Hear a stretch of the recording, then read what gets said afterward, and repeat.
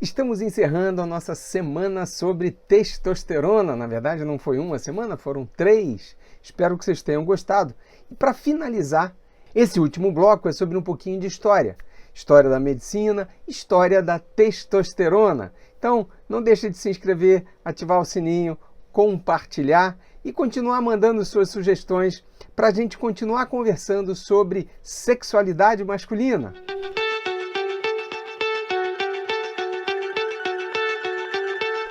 Bem, o desenvolvimento da testosterona como uma forma de tratamento é algo mais recente, mas a percepção de que existia um produto, uma substância que agia e que influenciava o comportamento do homem e dos animais é muito antiga. Os escritos dizem que há mais de 6.000 anos a castração de animais já era uma modalidade de tratamento para acalmá-los, para domesticá-los, ou seja, a remoção dos testículos levava a uma diminuição da agressividade e uma maior docilidade dos animais. Isso fez com que muitos homens, pesquisadores, cientistas, começassem a investigar o que havia no testículo que conseguia influenciar o comportamento. Esse foi um ponto inicial, o embrião da descoberta da testosterona. Os passos seguintes também são muito interessantes em termos de aspectos históricos. Em 1849, um pesquisador chamado Arnold Berthold notou que a crista dos galos ela atrofiava quando se removia o órgão produtor da testosterona, os testículos. Na época, ninguém suspeitava da existência da testosterona, mas se fez essa analogia entre remover os testículos e uma característica do animal era suprimida, atrofiada. E veja que interessante, a colocação do testículo no abdômen fazia com que essa atrofia não acontecesse. Então, olha a pesquisa como permite que gradativamente o conhecimento vá se solidificando. Então, removia o testículo, a crista do galo atrofiava. Quando se tirava o testículo, mas se colocava no abdômen do animal, a crista não atrofiada, mostrando aí para esse pesquisador que alguma substância produzida pelos testículos é que era responsável pela crista do galo. Então, o conhecimento já evoluiu um pouco mais.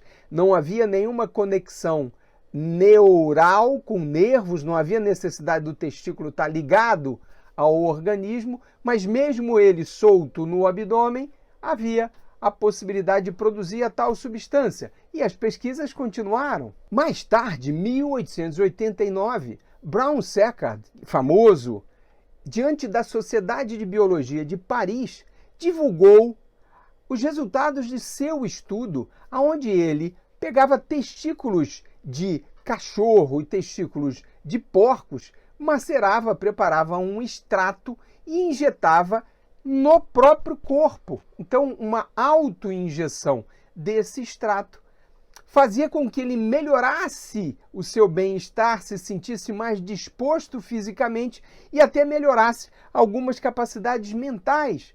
Divulgou isso na importante Sociedade de Biologia de Paris e ganhou uma notoriedade muito grande, ele que já era um renomado pesquisador.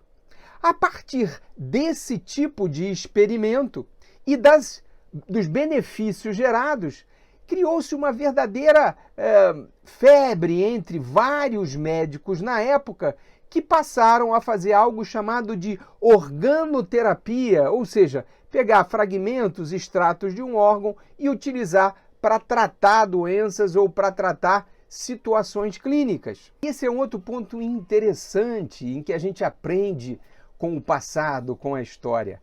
Naquela época de Brown-Séquard e dos achados de sua autoinjeção, muitos médicos começaram a praticar clinicamente a administração de extratos de substâncias da maceração do testículo de animais, mesmo sem saber o que realmente existia ali naquele tecido que gerava o benefício.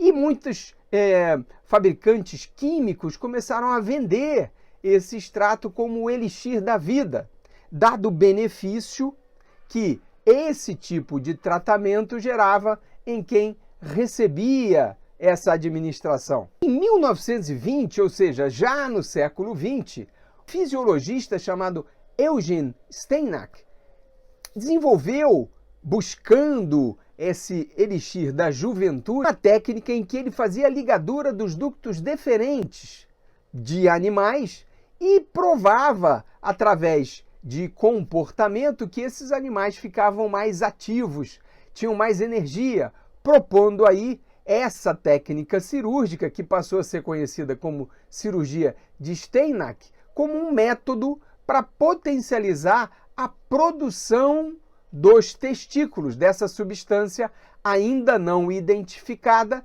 que era aquela da organoterapia do Braun-Séquard. Então, evoluindo na busca desse tal elixir da vida, apareceu essa técnica cirúrgica, que é curiosa, porque absolutamente inócua, né? Hoje a gente sabe que a ligadura dos ductos deferentes não aumenta a produção hormonal e, portanto, trata-se de um efeito meramente placebo para quem se sentia melhor depois de ter realizado essa cirurgia. E o interessante é que gente famosa se submeteu na época a esse tipo de procedimento, como os apontamentos dizem. Vejam, até Sigmund Freud fez esse tipo de cirurgia buscando se rejuvenescer. E a busca da juventude seguia firme. E um cirurgião suíço chamado Paul Nihas aprimorou a chamada organoterapia, em que se pegava o testículo, macerava e o extrato era utilizado para terapia, e ele desenvolveu técnicas de extração de células, e ele injetava apenas as células e não o extrato do órgão, preconizando aí um procedimento mais eficaz para rejuvenescer o paciente. Mais uma vez, em termos de época, e a terapia de transferência de células foi utilizada por muita gente famosa. Como exemplo, Onassis, né? O famoso grego milionário, se submeteu a esse tipo de tratamento buscando a juventude. O fato é que a indústria farmacêutica, sempre atenta ao mercado e às demandas, começou a buscar insistentemente descobrir qual era, isolar a substância que nos testículos gerava esse benefício, esse chamado elixir da vida. E foi em 1935 que um grupo de pesquisadores de Berlim, da Alemanha, conseguiu pela primeira vez isolar a testosterona. Esse nome vem da fusão, então, de 3 partes que dizem de onde vem esse hormônio e o que ele é. A testos, de testículo, ester, de esteroide, e ketona, de ona, de ser uma cetona. Então, esse tipo de produto, um hormônio testosterona, foi finalmente isolado em 1935 na Alemanha. E logo em seguida, a indústria farmacêutica, tanto a Schering quanto a Cipa, duas potentes indústrias da época, desenvolveram e publicaram métodos de como sintetizar a testosterona a partir do precursor, que é o colesterol.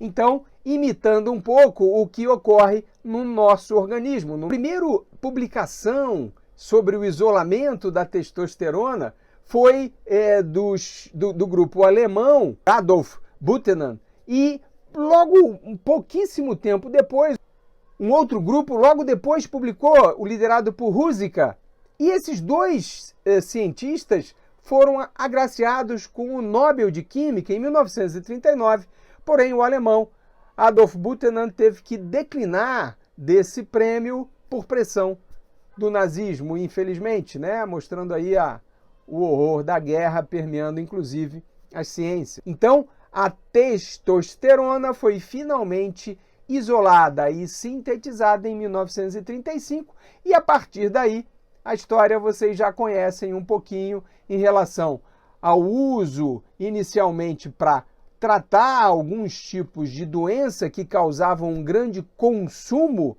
metabólico, consumo de energia e, inclusive, desgaste muscular, como, por exemplo, em alguns tipos de síndrome consumptiva, no câncer, nas pessoas que ficavam internadas e atrofiavam musculatura, em situações de septicemia, em que o organismo perdia muita energia e emagrecia muito, nas anemias e em várias outras patologias, a testosterona passou a ser utilizada como uma forma de terapia.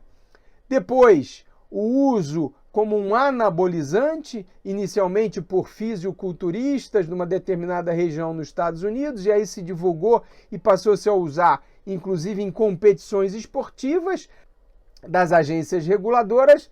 O uso da testosterona passou a ser considerado um doping e proibido em competições.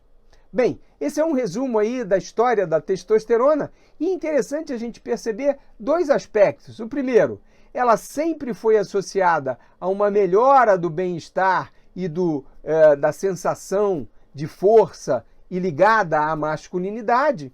E o segundo ponto, o homem sempre viveu buscando a eterna juventude. Então esses são aspectos interessantes e históricos para a gente encerrar essa nossa semana sobre a testosterona. Se ainda ficou alguma dúvida, algum comentário, não deixe de mandar aqui para a gente, ou no e-mail, ou nos comentários aqui nos nossos canais de comunicação, mas continue seguindo. Esse é o canal Papo Pro Homem, eu sou Walter Javaroni e aqui a gente conversa de maneira bem simples e direta sobre sexualidade masculina.